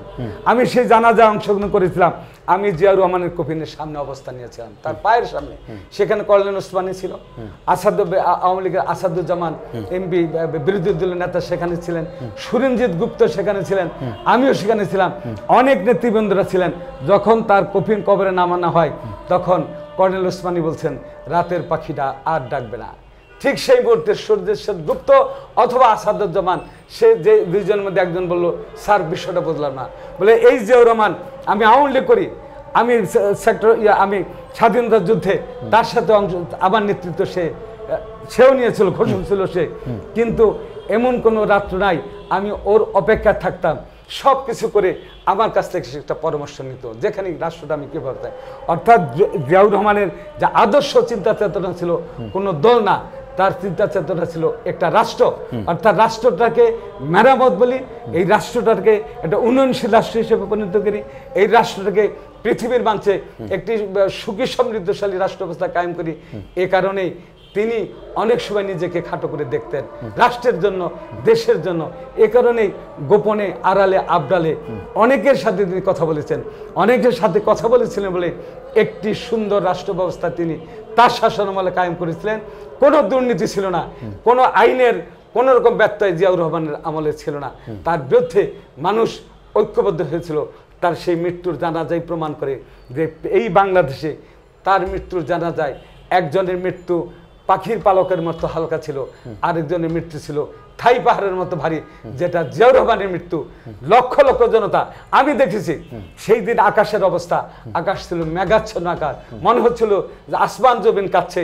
এই জিয়াউর রহমানের বিদায়, এই বিদায় লক্ষ্য, এই বিদায়ের সময়, বিদায় মুহূর্তে গাছপালা তরুলতা কাছে, অনেক বাসায় রান্না করা হয় নাই, অনেকে মা ঘরে রান্না করে নাই, অনেকেই, আমি আওয়ামী লীগের অনেকের মুখেও শুনেছি সে ঘরেও রান্না হয় নাই, ছিল যে একটি দেশপ্রেমিক মানুষ আমাদের কাছ থেকে হারিয়ে গেল, এভাবে চলে গেল। সেই জানাজায় আমি অংশগ্রহণ করেছিলাম এবং ওই কথা বলেছিল যে রাতের পাখিটা আর আমাকে ডাকবে না। অর্থাৎ মানুষের কাছে কত নিরাপদ ছিল, মানুষের কাছে কত নিরপেক্ষ ছিল, দলটাকে সে বড় মনে করে নাই, দেশটাকে বড় মনে করে। এত ভালোবাসাময় মানুষটির স্বীকৃতির ক্ষেত্রে জাতি আর কতকাল অপেক্ষা করবে? কবে তাকে জাতির সম্মানিত পিতৃত্বের জায়গায় কবে তাকে মর্যাদাবান করবে? আমরা তো দেখেছি বিশ্বের অনেক দেশের জাতির পিতারা তারা তাদের মৃত্যুবরণের পরে এত আবেগের ভাবে তাদের কিন্তু পৃথিবী থেকে বিদায় দেওয়া হয় নাই, কিন্তু শহীদ প্রেসিডেন্ট জিয়াউর রহমানকে যেভাবে আবেগ ভালোবাসা ক্রন্দনরত অবস্থা থেকে হৃদয় জাগা নিয়ে আবেগ অনুভূতি জাগরণ করা যে মানুষ তাকে বিদায় করেছে, তার স্বীকৃতির জন্য আর কতকাল অপেক্ষা করতে হবে? হ্যাঁ, লক্ষ জনতার অশ্রুনয়নে তার বিদায় হয়েছে, এটাই সত্য। তবে দেশে যদি আইনের একটা শাসন প্রতিষ্ঠিত হয়, সেখানেই বলতে হয় জাতি যদি একটা সুন্দর রাষ্ট্র ব্যবস্থা পায়, জাতি যদি তার কথা বলার অধিকার পায়, তাহলে জিয়াউর রহমানের স্বীকৃতি এই জাতির মধ্য থেকে আগামীতে ফিরে আসবে, এতে কোনো সন্দেহ নাই। জি, বাংলাদেশে দুটি জাতীয়তাবাদ নিয়ে দুটি বৃহৎ রাজনৈতিক দল রয়েছে। একটা হচ্ছে বাঙালি জাতীয়তাবাদ নামে জয় এপার ওপার বাংলা, জয় আসাম ত্রিপুরা মিজোরামকে এক করার বাংলা, কাটাতাড়হীন বাংলা, এই দেশটার কোনো দেশ নাই, এটা একটা অঙ্গরাজ্যের মতো করে বাংলা, এমন স্লোগান। এটা এই দেশটা কোনো স্বাধীনই হয় নাই, তাই বাংলাদেশ না বলে জয় বাংলা বলে একাকার করার রাজনীতির একটি ধারা আওয়ামী লীগ করে গেছে। আর এই ভূখণ্ডের জাতীয়তাবাদ, বাংলাদেশের জাতীয়তাবাদ, মানচিত্রের জাতীয়তাবাদ, কাঁটাতারের মধ্যের জাতীয়তাবাদ ভিত্তিক বাংলাদেশের জাতীয়তাবাদের যিনি প্রবর্তন করেছেন শহীদ প্রেসিডেন্ট জিয়া রহমান, এই জাতীয়তাবাদকে আওয়ামী লীগ মুক্তিযুদ্ধের চেতনা বিরোধী বলেছে। অথচ যারা মুক্তিযুদ্ধের মানেই না, মুক্তিযুদ্ধ তারা যদি মানত, তাহলে তারা বাংলাদেশ স্বাধীন হবার পরে জয় বাংলাদেশ না বলে জয় বাংলাকে তারা এখনো বলতো কিনা। সেক্ষেত্রে জয় বাংলা স্লোগানটি দেয়া এদেশের স্বাধীনতা সার্বভৌমত্বহীনতার বক্তব্য কিনা, স্বাধীনতার বিরুদ্ধে জয় বাংলাটা শব্দটি স্বাধীন হওয়ার পরে আসলে বেশি প্রযোজ্য হয় কিনা। শেখ হাসিনা দেশি বিদেশি ষড়যন্ত্রকারীর ইশারায় দেশটা চালাতেন, অর্থাৎ এই দেশটা সার্বভৌমতা থাকুক, এটা হয়তো বা কোনো দেশ এটা চায় এই দেশটা। কারণ আপনারা একটাকে খেয়াল করেন যে ব্রিটিশদের হাত থেকে শুধু পাকিস্তান আর বাংলাদেশ, পাকিস্তান আর ভারত ভাগ হয়েছে এটা কিন্তু না। ব্রিটিশ থেকে স্বাধীনতা অর্জন করেছিল তিনটা রাষ্ট্র, একটা হলো বাংলাদেশ, একটা হলো পাকিস্তান, আর একটা ভারত, আর একটা হায়দ্রাবাদ। এবং সেই তিনটা রাষ্ট্র স্বাধীনতা লাভ করলো সেই ব্রিটিশদের হাত থেকে। সেই হায়দ্রাবাদ, সেই স্বাধীনতার পরে 1-2 বছরের মাথায় হায়দ্রাবাদ নামে রাষ্ট্রটি, হায়দ্রাবাদ মানে রাজ্যটি, সেভাবে এই ইন্ডিয়া এক রাতে বিলীন করে দিয়ে হায়দ্রাবাদ নামে রাষ্ট্রটি আর থাকলেন না। সেটাই চেয়েছিল, এখানেই ছিল 41 বছর ভিশন, যে 41 বছর পর্যন্ত যদি শেখ হাসিনার ভিশন থাকে তাহলে বাংলাদেশ হায়দ্রাবাদ রাজ্য। অষ্টম সিস্টার কনসার্ন এখানে আমি আপনাকে একটু কথা বলতে চাই যে আমরা কিন্তু কোনো সিস্টার কনসার্টের মধ্যে নাই, আমরা 55,000 বর্গমাইলের মধ্যে আছি। আমরা আমাদের সার্বভৌমত্ব নিয়ে থাকতে চাই। এখানে একটা মানুষ, একটা গ্রুপ ওই জায়গায় তারা অবস্থান নেয় যে 7 সিস্টার বাংলাদেশে এক হোক, পশ্চিমবঙ্গ বাংলাদেশে এক হোক, অর্থাৎ বাংলাদেশটা ওই যে কথা বলতেছিলাম এইটা সে হায়দ্রাবাদ হয়ে যাক, অর্থাৎ ভারতের একটি রাজ্য পরিণত হয়ে যাক। এটাই ছিল দেশি বিদেশি ষড়যন্ত্র। এবং এই ফাঁদে পা দিয়েছিল শেখ হাসিনা, যেটা 41 বছর তার ভিশন ছিল। এই দেখেন এই আন্দোলনের সময় যদি 5ই আগস্ট শেখ হাসিনা পালিয়ে না যেতেন, আর যদি 2 দিন সবাই পেতেন, এদেশের সেনাবাহিনী অর্থাৎ এদেশের মানুষ আর 2 দিন যদি শেখ হাসিনা সময় দিতেন, তাহলে এই দেশটায় ভারতীয় সৈন্য ঢুকে যেত। ভারতের সৈন্য আপনার সেই শান্তিরক্ষী বাহিনী নামে এই বাংলাদেশে ঢুকে গেলে 50 বছরে এখান থেকে এই সেনাদের ফিরানো যেত না। কাশ্মীরের যে অবস্থাটি হয়েছে, কাশ্মীরের যে বর্তমান অবস্থা, ঠিক সেই অবস্থায় বাংলাদেশকে নিয়ে যেত। এখানে ছিল দেশি বিদেশি ষড়যন্ত্রকারীরা, এখানে ছিল শেখ হাসিনার আদর্শ, এই চিন্তা চেতনা, এই কাজটা তার মধ্যে থেকে, এবং তার দল এটা বোঝে না যে দেশটা কোন দিকে নিতে চাচ্ছে, কোথায় দেশটা যাচ্ছে। যেখানে আমি ইলেকশন করব, আপনি খেয়াল আছেন এরশাদের ইলেকশনের সময় ভারতের পররাষ্ট্রমন্ত্রী আসে নাই, সুজাতা সিং এসে এরশাদকে ধমক দিয়ে নির্বাচনে নেয় নাই। তাহলে একটা স্বাধীন রাষ্ট্রে আরেকটা স্বাধীন রাষ্ট্রের পররাষ্ট্রমন্ত্রী এসে ধমক দিয়ে সে নির্বাচনে অংশগ্রহণ করতে পারে, তাহলে শেখ হাসিনার সময় বাংলাদেশের স্বাধীনতা ছিল? বাংলাদেশের স্বাধীনতা ছিল না। আমরা দেখেছি তৎকালীন সময় শুনেছি যে এখানে বাংলাদেশে ভারতের অনেক সেনাবাহিনী গুপ্তভাবে এখানে অবস্থান নিয়েছে। এই বিডিআরের হত্যাকাণ্ড, আপনি আসেন বিডিআরের হত্যাকাণ্ড, এখন আমরা দেখতেছি যে বিডিআরের হত্যাকাণ্ডের মধ্যে বিদেশি ষড়যন্ত্র ছিল। এই বিডিআরের হত্যাকাণ্ডের মধ্যে বিদেশিরা বিডিআরের পোশাক পরে তারা এই হত্যাকাণ্ড ঘটিয়েছে। এবং সেই এত ভালো ভালো জাতীয়তাবাদ ভিত্তিক এত ভালো ভালো চৌকস অফিসারগুলোকে সেখানে একসাথে নিয়েছে, তাদেরকে হত্যাগুলো। সেদিন কিন্তু এই হত্যার ঘটনাগুলো শেখ হাসিনা জানতেন। যদি তিনি দেশপ্রেমিক হতেন, এই বাংলাদেশের মানুষের বাঙালি হতেন, বাংলাদেশের মানুষ হতেন, তাহলে বিডিআরের সেই হত্যাযজ্ঞ থেকে তাদেরকে বাঁচাতে পারতেন। যখন আমরা শুনেছি সেই ইসে থেকে, ক্যান্টনমেন্ট থেকে সৈনিক বেরিয়ে আসছে, ঠিক সেই মুহূর্তে তাদেরকে ব্রেক করে দেওয়া হয়েছে। এটা একটা বিশাল একটা পরিকল্পনা, যে এই দেশটাকে কক্ষিগত করে নেওয়া, এই দেশের স্বাধীনতাকে ধ্বংস করে দেওয়া, এদেশে কোনো বুদ্ধিজীবী রাখা যাবে না, এই দেশের স্কুল কলেজ প্রতিষ্ঠান সাংস্কৃতিক জগৎটাকে বিলীন করে দেওয়া, অর্থাৎ এই দেশের অস্তিত্বটা যেন না থাকে, সেখানে ছিল তাদের বীরত্বের পরিবার। কারণ জিয়াউর রহমানের নেতৃত্বে দেশে একটা সুশাসনের যেমন প্রতিষ্ঠিত হতেছিল। এই যে আমাদের শেখ মুজিবের সময় যেভাবে বেকার সমস্যা, বেকারদের যেভাবে হত্যা করা হচ্ছিল, জনগণ কোনো চাকরি পায় না, বাকরি পায় না, কোথাও কিনে না, একটা দলে কানে কোথাও তারা দাঁড়াতে পারতো না। কিন্তু জিয়াউর রহমান আসার পরে আমার দেশে বিদেশিদের সাথে কথাবার্তা বলে গার্মেন্টস ফ্যাক্টরি আসার পরে আজকে 30 লক্ষ লোক, এই প্রায় 30 থেকে 40 লক্ষ লোক এই গার্মেন্টস সেক্টরের মধ্যে অবস্থান করে। তার অবদান জিয়াউর রহমান।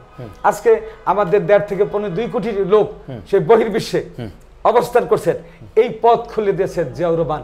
বিদেশি রাষ্ট্রপতিদের সাথে কথা বলে, তুমি শ্রমিক নাও, আমাদের নাও, আমরা তোমাদেরকে ভালো শ্রম দিতে চাই এবং তোমাদের কাছ থেকে আমরা একটা অর্থের বিনিময়ে আমাদের দেশটাতে সুখী সমৃদ্ধ রাষ্ট্রে কায়েম হোক। যিনি শ্রমবাজারকে বিসঙ্গনে শুরু করালেন, যিনি আমাদের বেকারগুলিকে সে দেশে পাঠিয়ে সোনার মানুষ হওয়ার জন্য সুযোগ করে দিলেন, সেই রেমিটেন্স যোদ্ধা আজকে আমাদের রাজস্ব খাতের যেভাবে গুরুত্ব রাখছেন, দায়িত্ব রাখছেন, সেই রাজস্ব খাতের এই অতন্দ্র রেমিটেন্স যোদ্ধারা শহীদ প্রেসিডেন্ট জিয়াউর রহমানকে তাদের ফাউন্ডার, রেমিটেন্স ফাদার হিসেবে অনার করবে কিনা, রেমিটেন্স ফাউন্ডার হিসেবে অনার করে কিনা, এই আন্দোলনে আমরা জেলে দেখেছি রেমিটেন্স শাটডাউন ঘোষণার সাথে সাথে শেখ হাসিনার ত্বক কিন্তু কেঁপে উঠেছিল। তাহলে বিশ্বের আমাদের যারা প্রবাসীরা রয়েছেন, যারা রেমিটেন্স যোদ্ধারা রয়েছেন, তারা বাংলাদেশের জাতীয়তাবাদের প্রবর্তক শহীদ প্রেসিডেন্ট জিয়াউর রহমানকে কতটা অন করেন, তার পরিবার ম্যাডাম খালেদা জিয়া এবং তারেক রহমানকেই বা কতটা অন করেন? আপনি এখানে দেখেন যে এই যে আপনার যারা বিদেশে অবস্থান করছেন, রেমিটেন্স আনছেন, তাদের প্রতি শ্রদ্ধা রেখে তারেক রহমান 31 দফা কর্মসূচি ঘোষণা করেছিলেন, তাদের প্রতি সেই শ্রদ্ধাটা ছিল। এই যে আজকে সংস্কারের প্রশ্ন আসছে, বাংলাদেশ জাতীয়তাবাদী দল এই রেমিটেন্সের প্রতি তাদের প্রতি শ্রদ্ধা রেখে আজকে আগামী দিনে ভোটে তারা অংশগ্রহণ করবে এবং এই সরকারের সেটাকে স্বীকৃতি দিয়েছেন।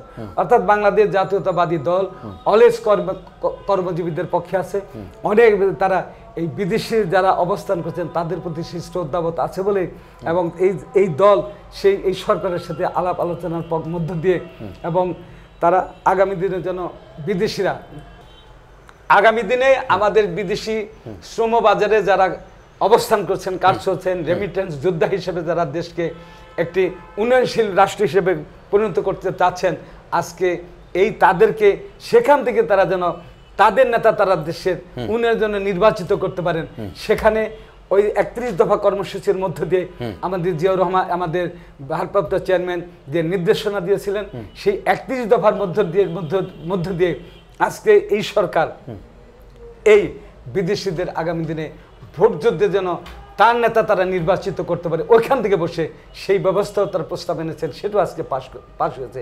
এখানে বাংলাদেশ জাতীয়তাবাদী দল অলওয়েজ এদেশের মানুষের মনন মেধার পক্ষে, উন্নয়নের পক্ষে, দেশের পক্ষে, জাতির পক্ষে, সার্বভৌমত্ব রক্ষার পক্ষে। ডিপ্লোমেসি, ডেমোক্রেসি, ব্যুরোক্রেসি, তিনটি ক্রেসির সমন্বয়ে কিভাবে মেসিময় দায়িত্ব আগামী দিনে জনাব তারেক রহমান, তিনি দেশের প্রধানমন্ত্রী যদি হন, তিনি যদি প্রধান দায়িত্বশীল হন, এই তিনটির সমন্বয় কিভাবে উন্নত রাষ্ট্র গড়ার ক্ষেত্রে তিনি দেশবাসীর কাছে বার্তা দিচ্ছেন, 31 দফা আসলে কতটা এই তিনটি বিষয় সমন্বয় করছে? 31 দফা, ডেমোক্রেসি, ব্যুরোক্রেসি, ডিপ্লোমেসি, এখানে সফল ক্ষমতায় যাওয়ার আগে তারেক রহমান তার 31 দফা দাবির মধ্যে কিন্তু ডিপ্লোমেসি, ব্যুরোক্রেসি, ডেমোক্রেসি নিয়ে কিন্তু তার কথা আছে। দেশটা চালাতে হলে দেশটা যেন ব্যুরোক্রেসির হাতে ন্যস্ত করা হয়, ডেমোক্রেসির অর্থাৎ গণতন্ত্রের পদ্ধতির মধ্যে যেন দেশটা চলে, একক কোনো ব্যক্তির হাতে যেন দেশটা চলে না যায়।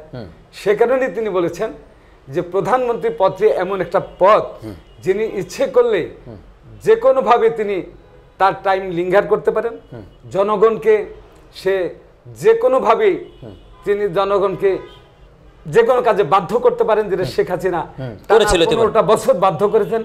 এ কারণে 31 দফা দাবির মধ্যে বলেছিলেন নো প্রধানমন্ত্রী টানা 2 বারের বেশি প্রধানমন্ত্রী হতে পারবে না, তাহলে তার মধ্যে অহংকার বোধ আসবে, তাহলে তার মধ্যে দুর্নীতি তার মধ্যে চলে আসবে, তাহলে তার মধ্যে দেশ দখলের চিন্তা চলে আসতে পারে।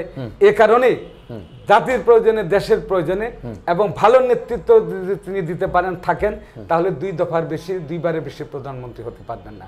তিনি দ্বিকক্ষ বিশিষ্ট পার্লামেন্টের কথা বলেছেন, সেখানে কিন্তু তারই এটা আছে না, আছে। এই যে তিনি দ্বিকক্ষ বিশিষ্ট পার্লামেন্টের কথা বলেছেন। আরে আজকে তো এই হাসিনা পালানোর পরে আমাদের সংস্কারের প্রশ্ন আসছে। আরে সংস্কারের দাবিটা তো 31 দফা দাবির মধ্যে, পুরো সংস্কারটাকে যদি আপনি বিশ্লেষণ করেন সেখানে হাজার হাজার কথা আছে। সেখানে আমাদের অনেক জায়গায় আমাদের সংস্কার করতে হবে জাতির প্রশ্নে। তবে এটা কিন্তু তড়িঘড়ি করে না, অর্থাৎ জাতি যাদেরকে পার্লামেন্টে পাঠাবে, পার্লামেন্টে গিয়ে সেখান থেকে তারা গিয়ে পর্যায়ক্রমে এই সংস্কারগুলো করবে। আপনি যখনই তড়িঘড়ি করতে যাবেন তখনই সেখানে ভুল ভ্রান্তি ত্রুটি বিচ্যুতি থেকেই যায়। এ কারণে আমরা বলছি এটা করতে হবে, 31 দফায় বলছে এটা করতে হবে। আমরা পার্লামেন্টে গিয়ে এই 31 দফাগুলো বাস্তবায়ন করবো। এটা আপনি খেয়াল করেন, 31 দফাটা কিন্তু এটা নির্বাচনের দফা বলতে পারেন, নির্বাচনের একটা ইশতেহার ঘোষণা করা হয়। এটাকে আপনি ইশতেহার ঘোষণার মধ্যে নিতে পারেন। দেখেন যে কত সুন্দর। আপনি স্বাস্থ্য ব্যবস্থা নিয়ে কিন্তু 31 দফার মধ্যে আছেন। শ্রমিকদের কল্যাণের কি করতে হবে 31 দফার মধ্যে আছে। এদেশে চাকরিজীবীদের জন্য কি করার আছে এই 31 দফার মধ্যে আছে। দুর্নীতি কিভাবে উচ্ছেদ করতে হবে এটা 31 দফার মধ্যে আছে। দেশের স্বাধীনতা সার্বভৌমত্বকে কিভাবে রক্ষা করতে হবে এটা 31 দফার মধ্যে আছে। এদেশকে প্রতিষ্ঠিত করার জন্য এমন কিছু নাই যেটা 31 দফার মধ্যে নাই। অর্থাৎ 31 দফাকে যদি আপনি বিশ্লেষণ করতে চান তাহলে কোরআন শরীফের মতো একটা বড় গ্রন্থ রূপান্তরিত হবে। যদি এটাকে করতে চান, এটা একটা গবেষণার মধ্য দিয়ে, তাত্ত্বিকতার মধ্য দিয়ে, খুব অল্প শব্দ দিয়ে এই 31 দফা জাতির কাছে প্রস্তাবনা রেখেছেন ভারপ্রাপ্ত চেয়ারম্যান। হ্যাঁ, তিনি প্রথম 27 দফা দিয়েছিলেন। এই 27 দফার মধ্যে তার দফার সাথে এই 27 দফার প্রতি জাতি ঐক্যবদ্ধ হয়েছে। প্রায় 63-64 দল তারেক রহমানের সাথে ঐক্যবদ্ধ হওয়ার পরে তাদের সাথে আবার আলোচনা করে 31 দফা দাবি হয়েছে। অর্থাৎ এই 31 দফা দাবির প্রস্তাবক, অর্থাৎ দফা দাবির প্রস্তাব হলো আমাদের তারেক রহমান সাহেব, যার বাবা 19 দফার দাবি দিয়ে দেশকে একটি সুখী সমৃদ্ধশালী রাষ্ট্র ব্যবস্থা কায়েম করেছিলেন। তারই ধারাবাহিকতায় এই তারেক রহমানের আজকে থেকে 2 বছর আগে তার চিন্তার চেতনা আসছে যে এই দেশে স্বৈরাচারী সরকার থাকতে পারবে না, কারণ এই যে সরকার বর্তমানে আছে এটা জনগোষ্ঠীর বিদ্রোহী সরকার। সুতরাং আগামী যে সরকার আসবে এই সরকারকে তিনি 2 বছর আগেই একটা ইশতেহার দিয়েছেন। এই ইশতেহারেই 31 দফা দাবি ইশতেহার। এই ইশতেহারে যদি জাতি, এই ইশতেহারেই শেখ হাসিনার পতন হয়েছে কিনা, অর্থাৎ 5ই আগস্ট তথা 36 জুলাইটি 31 দফারই একটি রফা কিনা? আপনাকে ধন্যবাদ। যে 31 দফা হাসিনা পতন আন্দোলনেরও একটা রূপরেখা বলা যেতে পারে, বা রফা এই দফা রফা করে দিয়েছে। এই দফাটাও তাকে বিদায়ের একটা দফা দিয়েছে এই 31 দফা দাবিটা। কারণ এদেশের বুদ্ধিজীবী সমাজ বুঝতে পেরেছেন যে এই 31 দফা দাবিটা দেশের একটা কল্যাণমূলক প্রস্তাব হিসেবে, দেশের একটা সমৃদ্ধশালীর প্রস্তাব আকারে জাতির কাছে তারেক রহমান দিয়েছেন। এটা যদি এই 31 দফা অনুযায়ী দেশটা পরিচালিত হয়, এই জাতি একটা কল্যাণমূলক রাষ্ট্রে প্রতিষ্ঠিত। অর্থাৎ 31 দফা আসছে, শেখ হাসিনা ভেগে যাচ্ছে, যেখানে শেখ হাসিনা ভেসে যাক, 31 দফা বেঁচে থাক, এমনটাই ছিল। যে আগামী ত্রয়োদশ সংসদ নির্বাচন 300 সংসদীয় আসনে বিএনপির বিভিন্ন ত্যাগী নেতাদের ভিত্তিতে সংসদীয় আসনের প্রার্থিতার ব্যাপারে আলোচনা চলছে। আপনার দীর্ঘ সময় ত্যাগের হিস্ট্রি আমরা দেখেছি। 111-এর সরকার আমলেও আপনি নিষ্পেষিত, শেখ হাসিনার সরকার আমলে আপনি বছরের পর বছর কাস্টডিভুক্ত, আপনার শরীরে বিভিন্ন গুলি স্প্লিন্টার থেকে শুরু করে সারা শরীর আপনাকে মেরে রক্তাক্ত করে দেওয়া হয়েছে, এমন চিত্র আমাদের কাছে আছে, এমন তথ্য আমাদের কাছে আছে। এই ত্যাগ তিতিক্ষার প্রতি সম্মান রেখে দল আগামী ত্রয়োদশ সংসদ নির্বাচনে মুন্সিগঞ্জ 2 লৌহজং টঙ্গিবাড়ি সংসদীয় আসনের নন্দিত মুখ হিসাবে আপনাকে ভাবছে কিনা, আপনার দলের কাছে কি প্রত্যাশা রয়েছে? আমি এই দলটাকে অনেক প্রাণে ধারণ করি। জি, কারণ জিয়াউর রহমানের মতন একটি ব্যক্তি এই দলটাকে রেখে গেছেন। আগেও আপনাকে বলেছিলাম এই দলটি মানুষের গণতন্ত্রের আমানতকারী হিসেবে আছে। এই দলটি জাতির কাছে জাতির সার্বভৌমিকতা রক্ষায় আমানতকারী হিসেবে আছে। সে কারণে আমি কোনো প্রাপ্তির আশায় দলটা করি না, দেশের প্রাপ্তির আশায় দলটা করি। হ্যাঁ, নির্বাচন আসলে দল যদি আমাকে মনে করে আমি নমিনেশন চাইব। ইতিপূর্বে 18 সালের একটি ষড়যন্ত্রমূলক নির্বাচনের মধ্যে আমরা ভেবেছিলাম হয়তোবা শেখ হাসিনা পদোদয় হবে, একটা সুন্দর নির্বাচন দিবে। সেই নির্বাচনও আমরা গিয়েছিলাম, সেখানে আমি প্রার্থিতা দলের কাছে চেয়েছিলাম। তৎকালীন সময় 2 জনকে প্রার্থী হিসেবে দিয়েছিলেন, আমাকে দিয়েছিলেন, আরেকজনকে দিয়েছিলেন। তো এবারের নির্বাচনে আমি একজন প্রার্থী হিসেবে জনগণের কাছে থাকবো। জনগণের প্রত্যাশা যে এবারের নির্বাচনে আমি অংশগ্রহণ করি, আমার দল আমাকে এবারের নির্বাচনে আমাকে প্রার্থী হিসেবে দেখ, এটা জনগণের প্রত্যাশা। কারণ আমার কাছ থেকে জনগণের অনেক কিছু চাওয়ার আছে। কারণ আমি জনগণের কাছে থেকে যাদের জনগণের দুঃখ দুর্দশা, অর্থাৎ আমার এলাকায় কোথায় কি প্রয়োজন, এটা আমার চেয়ে কেউ ভালো বোঝে না। এই 47 বছর পর্যন্ত যাবৎ এই দলটাকে মনে প্রাণে ধারণ করি, মনে প্রাণে বিশ্বাস করি বিদায় এই দলটার মধ্যে আমি আছি এবং আগামী দিনও থাকব। তবে আশা করব যে আমাদের দল এবার আমাকে নির্বাচিত করবে। কারণ আমাদের ভারপ্রাপ্ত চেয়ারম্যান তারেক রহমান কিন্তু একটা কথা বলেছেন যে এবার তাদেরকেই প্রার্থী করব। অর্থাৎ বিশ্বস্ত একটা হলো বিশ্বস্ততা ব্যক্তি, বিকল্প কিন্তু নাই।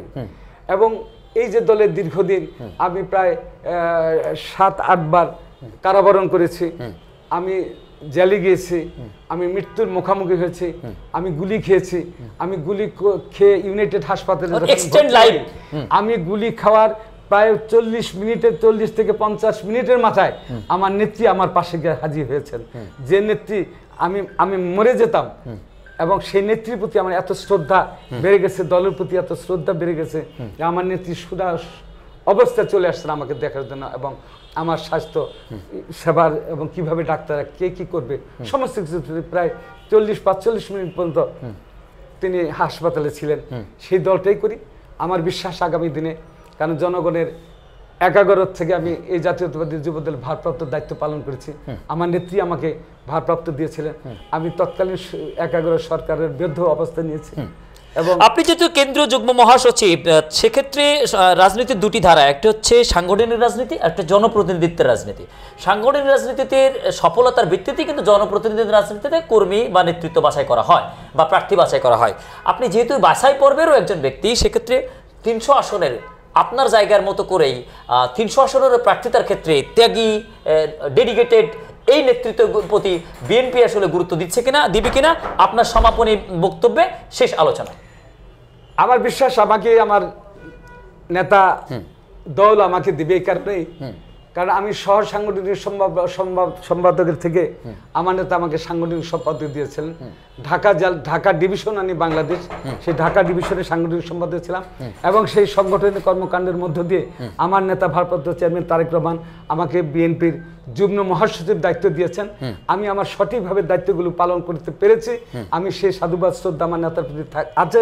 আগামী দিনেও আমার নেতা আমাকে এই নির্বাচনে আমাকে হয়তোবা ইনশাল্লাহ আমাকে প্রার্থী হিসাবে দিবেন। আর তারপরও আমি প্রার্থী হই বা না হই, এই দলের সর্বশেষ পর্যন্ত এই দলই আছি, এই দলই থাকবো, এবং এই নেতার পেছনে আমি আমার শেষ দিন পর্যন্ত থাকবো। আসসালামু আলাইকুম। জি, আপনাকে আমাদের সাথে যুক্ত থাকার জন্য ধন্যবাদ জানাচ্ছি। প্রিয় দর্শক, এতক্ষণ যুক্ত ছিলেন একজন রাজপথের ত্যাগী নেতৃত্ব, কেন্দ্রীয় বিএনপির যুগ্ম মহাসচিব।